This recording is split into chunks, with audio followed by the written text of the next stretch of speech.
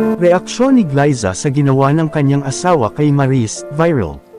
Umani ng matinding pansin at reaksyon online ang isang viral clip na kinasasangkutan nila Glyza De Castro ng kanyang non-showbiz husband na si David Rainey, at aktres na si Maris Racal.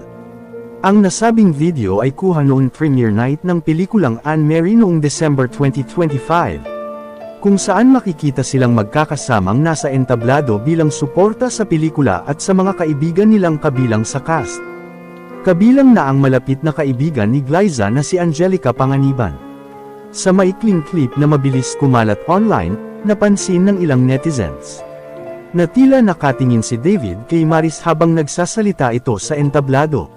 Dahil dito, nagsimulang umani ng sari-saring reaksyon ang video mula sa biro, intriga, hanggang sa mga akusasyon ikinagulat ng marami. Para sa ilang netizens, ginagawaan agad ng mali siya ang simpleng eksena na naging dahilan upang matrending ang pangalan ni David sa social media. Dahil sa pagkalat ng video, natanong si Glyza tungkol dito nang mag-guest siya sa Fast Talk with Boy Abunda. Kasama ang kanyang Encantadia Chronicles, Sangre co-star na sina Kylie Padilla, Sanya Lopez, at Gabby Garcia. Dito ay diretsa ang tinanong ni Tito Boy ang aktres tungkol sa viral moment na iyon. Dito na nga ibinahagi ni Glyza ang kanyang reaksyon. Ayon sa kanya, una niyang ginawa ay ipakita mismo kay David ang issue. Pinakita ko kay David, "You're trending," sabi niya. "What? Bloody hell," kwento ng aktres. Nilinaw ni Glyza na walang mali siya ang nangyari at hindi sanay sa ganitong klaseng atensyon ang kanyang asawa. Ipinaliwanag din niya na natural lamang na tumingin si David kay Maris, dahil ito ang nagsasalita sa entablado noong mga oras na iyon. Dagdag pa ni Glyza, si David ay tahimik at hindi sanay sa showbiz environment.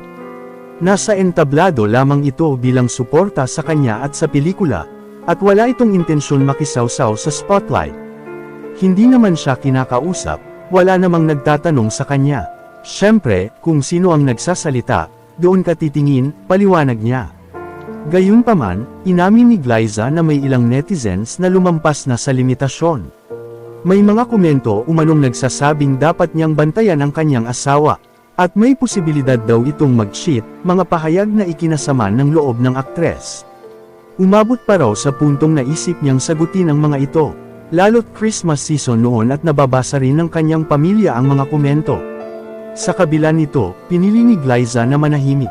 Para sa kanya, mas mahalaga ang kapakanan ng kanyang asawa at ng kanilang pamilya kaysa pumatol sa intriga.